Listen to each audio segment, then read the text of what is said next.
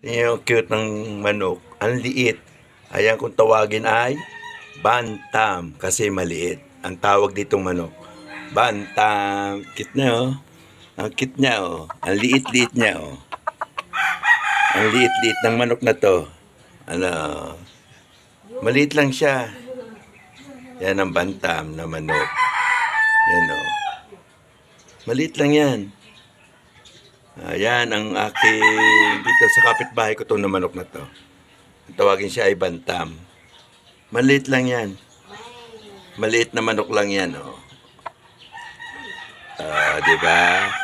Yan oh, maliit lang siya. Yan oh, manok yan ng kapitbahay ko. Look, tingnan nyo naman kung gaano kaliit niya, oh. Maliit lang yan kaysa sa manok na sasabungin. Ang liit, no? Oh, liit. Oh, yan.